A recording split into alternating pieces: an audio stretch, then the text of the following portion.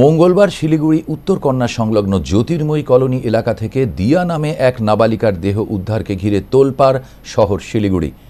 আরও একবার নারী সুরক্ষার প্রশ্ন ঘোরাফেরা করছে আবহাওয়ায়। সঙ্গে অভিভাবকদের বেখেয়ালি এবং নতুন প্রজন্মের উড়ুক্কু মনোভাব নিয়েও প্রশ্ন করছেন শুভবুদ্ধি সম্পন্ন মানুষেরা। রাজনৈতিক প্রেক্ষাপট থেকে যথেষ্ট জলঘোলা হচ্ছে, তবে ভবিষ্যতে বলবে এই কেসের সুরাহা বা সমাধান কতটা সমাজ ও মানবিকতার ক্ষেত্রে দাগ কাটতে পারে। পরিবার সূত্রে জানা যায়, মঙ্গলবার দিয়া বান্ধবীদের সাথে বাড়ি থেকে 3 বাত্তি মোড়ে বিরিয়ানি খাবার নাম করে বেরিয়েছিল। অনেকটা সময় অতিক্রান্ত হয়ে যাওয়ার পর মেয়ে বাড়ি না ফেরায় শুরু হয় মেয়ের খোঁজ। দুপুরের দিকে জ্যোতির্ময় কলোনির বাসিন্দা রোহিত রায়কে দিয়াকে অজ্ঞান অবস্থায় কোলে তুলে বের হতে দেখে তার বান্ধবী। জিজ্ঞাসু বান্ধবীকে রোহিত জানায় দিয়া নেশাগ্রস্ত। এরপর রোহিত দিয়ার পরিবারকে ফোন করে তার অসুস্থতার কথা জানায় এবং চিকিৎসার জন্য শিলিগুড়ি জেলা হাসপাতালে নিয়ে আসা হলে কর্তব্যরত চিকিৎসকেরা তাকে মৃত বলে ঘোষণা করেন। এই ঘটনার পরিপ্রেক্ষিতে দিয়ার পরিবারের লিখিত অভিযোগের ভিত্তিতে গ্রেপ্তার করা হয় রোহিত রায় ও তার এক নাবালক বন্ধুকে। বুধবার ধৃতদের জলপাইগুড়ি আদালতে পাঠানো হলে নাবালককে জুভেনাইল কোর্টে পাঠানো হয়েছে এবং রোহিতকে 7 দিনের পুলিশি রিমান্ডে নিয়েছে এনজেপি থানার পুলিশ। এদিকে নাবালিকার দেহ ময়না তদন্তের জন্য উত্তরবঙ্গ মেডিকেল কলেজ ও হাসপাতালের মর্গে পাঠানো হয়েছে এবং উপযুক্ত তদন্তের স্বার্থে ডেকে পাঠানো হয়েছে ফরেনসিক টিমকে।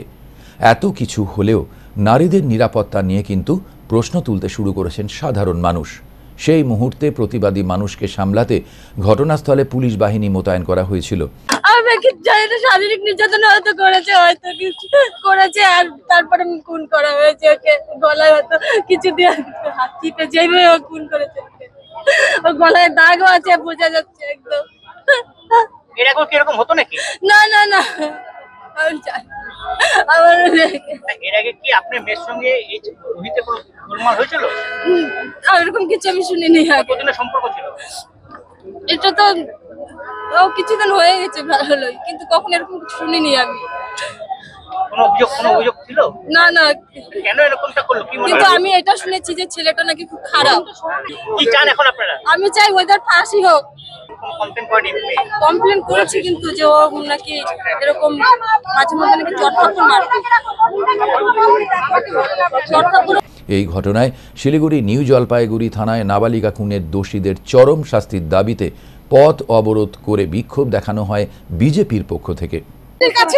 আমরা মহিলারা কি আমাদের সুরক্ষা আশা করব? আপনাদের দাবিটা মূলত কি রয়েছে? আপনারা কি চাইছেন? আমরা চাই দোষীদের শাস্তি হোক, আর আমাদের পশ্চিমবঙ্গের মেয়েরা সুরক্ষিত হোক, তাদের সুরক্ষা নিশ্চিত করতে হবে। অন্যদিকে দিয়া খুনের এই ঘটনায় ধৃতদের কঠোর শাস্তির দাবি জানিয়ে আন্দোলনের পথে ডিওয়াইএফআই। শিলিগুড়ির বুকে এই ধরনের রহস্যজনক মৃত্যুর ঘটনায় নাগরিকেরা হতভম্ব। তবে স্থানীয় বাসিন্দা ও পরিবারের মতে রোহিত রায় নামে ওই যুবকই দিয়াকে হত্যা করেছে। পুলিশ এই ঘটনায় 2 জনকে গ্রেপ্তার করলেও মহিলাদের সুরক্ষার দাবি নিয়ে এনজেপি থানায় বিক্ষোভে সামিল হয় বিজেপি। এবার ধৃত দোষীদের কঠোর শাস্তির দাবি জানিয়ে আন্দোলনে সরব ডিওয়াইএফআই এর দার্জিলিং জেলা কমিটি। এদিন সংগঠনের পক্ষ থেকে মিছিল করে এনজেপি থানায় বিক্ষোভ প্রদর্শন করা হয়। পুলিশি বাধায় গেটের সামনে বসে পড়ে সংগঠনের সদস্যরা। পরবর্তীতে তাদের দাবি সম্বলিত স্মারকলিপি তুলে দেন এনজেপি থানার আইসি সোনম লামার হাতে। ডিওয়াইএফআই এর দার্জিলিং জেলার যুগ্ম সম্পাদক সাগর শর্মা জানিয়েছেন, পুলিশকে আরও কঠোর হাতে অপরাধীদের বিরুদ্ধে ব্যবস্থা গ্রহণ করতে হবে।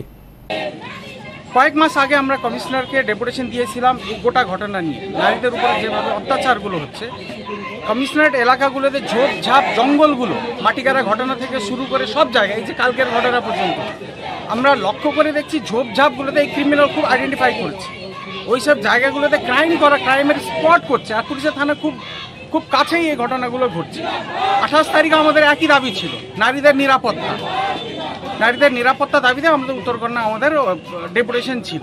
যাক, আটকে দিয়েছে, কিন্তু ঠিক 2 দিনের মাথায় মহিলাদের উপরে এই ধরনের আক্রমণ হচ্ছে।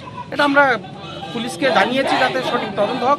ক্রিমিনালদের উপরে পুলিশের ভয় যাতে থাকে, আন্দোলনকারীদেরকে ভয় না দেখিয়ে ক্রিমিনালদেরকে ভয় দেখানো পুলিশের প্রয়োজন আছে। ক্রিমিনাল যারা রয়েছে তাদেরকে পুলিশ কঠোরতম শাস্তি দেওয়ার ব্যবস্থা করুক, যাতে সে কোনো আইনি সুযোগ সে যাতে না পায়।